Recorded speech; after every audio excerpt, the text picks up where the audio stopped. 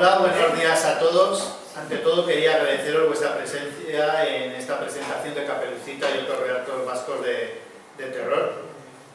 Hace justo 2 años presenté también en la Tervi Sacamantecas y otros relatos vascos de terror.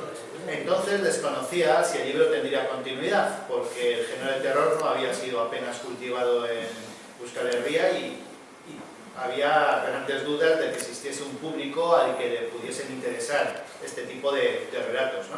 Afortunadamente, Sacamantecas obtuvo tanto el respaldo de lectores como de la crítica y se confirmó lo que hasta ese momento sobre la intuición, que existía un público deseoso de ver negro sobre blanco, relatos de terror ambientados en tierra y de la cultura vasca. La respuesta de la crítica especializada también fue muy favorable. Esto, para pasarlo, ¿qué sería? O darle clic simplemente. Vale. La respuesta de la crítica especializada pues también fue muy favorable. La inexistencia de referencias literarias de terror vasco hizo que el libro fuera diseccionado con mucho interés y el dictamen pues fue positivo, incluyendo la nominación a los premios Nocte, la Asociación de Escritores de Terror en Castellano, dentro de la categoría de mejor antología. No ganó, pero fue nominado. En las sucesivas presentaciones del libro nos vimos abrumados por lectores que nos sugerían relatos sobre nuevos temas, como el Palacio de las Brujas de Güeñes. Esto en concreto lo comentó alguna señora precisamente en la presentación que tuvimos en Bilbao con la Tervi, la Cueva de Barzola, los Herejes de Durango o los Aquelarres de Zugarramurdi. También, además está presente aquí, recuerdo algún intercambio de opiniones muy interesante respecto a la figura original de la lamía, ¿no? Si la lamía vasca era realmente un hada dulce o era un personaje parecido a la lamía de los grecolatinos, es decir, un vampiro acuático. Otros lectores nos ofrecieron inquietantes datos que desconocíamos sobre las historias que habíamos narrado en el volumen. Pues, por ejemplo, nosotros habíamos ambientado una historia en el Laboratorio de Artes Ocultas de la Real Sociedad Vascongada Amigos del País, y resulta que ese edificio que se desmontó tenía detrás suyo una historia súper luctuosa en el siglo XX, incluida la muerte del hombre que decidió que se quitase esa casa de Vergara. Otros simplemente nos solicitaron más relatos protagonizados por Viviana de Arrazubía, el Sacamantecas o la señora Urtubia, que habían sido algunos de los protagonistas del libro. Así que en el nuevo libro que acabamos de publicar, Caperucita y otros relatos vascos de terror, hemos intentado, en la medida de lo posible, contentar a todos, incluyendo tanto historias nuevas como otras protagonizadas por nuestros viejos y sangrientos conocidos. ¿Qué decir de Caperucita? Pues que se trata de una antología de cuentos de terror ambientados en diversos pasajes de la historia vasca y protagonizados por personajes reales como la reina Juana de Albret, el escritor Leonel Lizarraga, Pío Baroja, el pirata Yanacid, el lingüista Román de Vera, y también protagonizados por personajes ficticios como la señora de Urtubia, vampiros, brujas, guerreros vascones o seguidores de cultos demoníacos. Un amplio y, esperemos, terrorífico recorrido, tanto geográfico. Hay relatos ambientados en Bilbao, en Pamplona, en Vitoria, en el Valle de Baztán, pero también en Ponape, en el Pacífico Sur, Guinea Ecuatorial o en Nueva Orleans. Así que un amplio recorrido geográfico, como hemos visto, y también cronológico. ¿Las diferencias con el libro anterior? Pues eso mejor lo tendrán que evaluar otros, más objetivos. Yo creo que aunque es una obra de evasión y carece de pretensiones, bueno, en realidad pretende que los lectores se diviertan y que se lo pasen de miedo, lo que no es poco, se trata de un proyecto más ambicioso, tanto desde las técnicas narrativas como por la mayor extensión de los relatos. Y sobre todo, más ambicioso en cuanto al fondo, a la hora de construir un universo de terror propio que respondiera a algunas de las cuestiones de terror universal. En Caperucita he intentado recuperar algunos de los monstruos y espantos que poblaban nuestra literatura oral, las ramías, los risochos, serían los hombres lobos,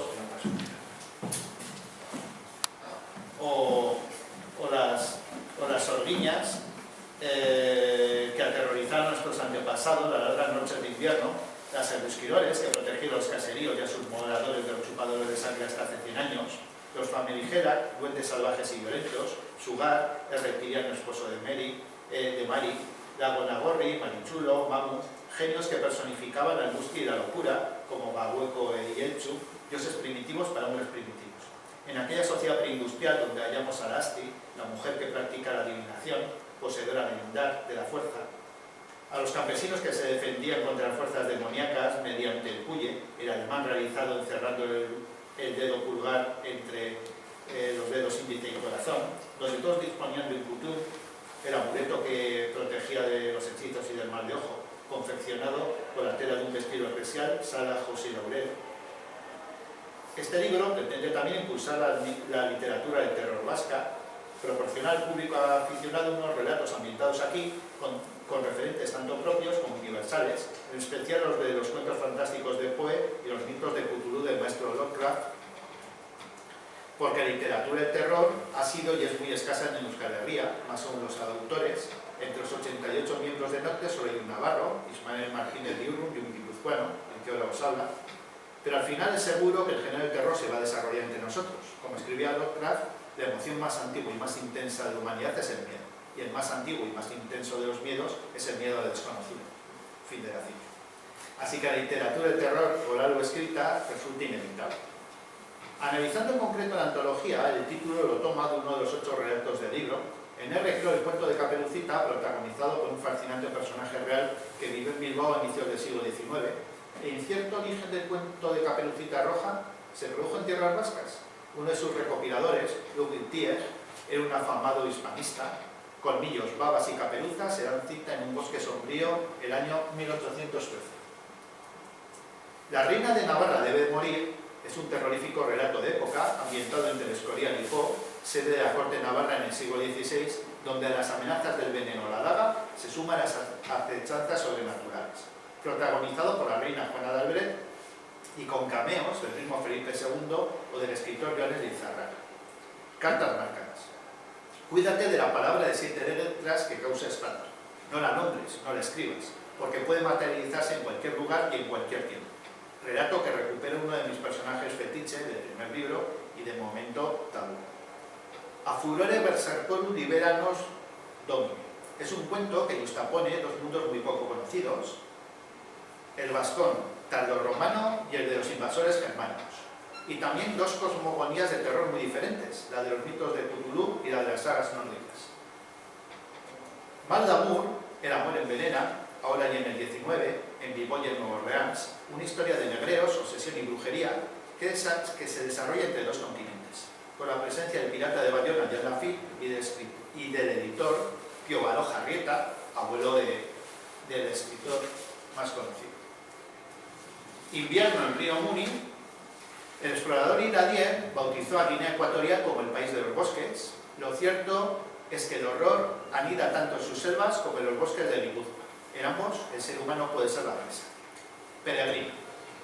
El camino de Santiago es la mejor ruta al reino de los cielos, siempre y cuando seas capaz de completarlo.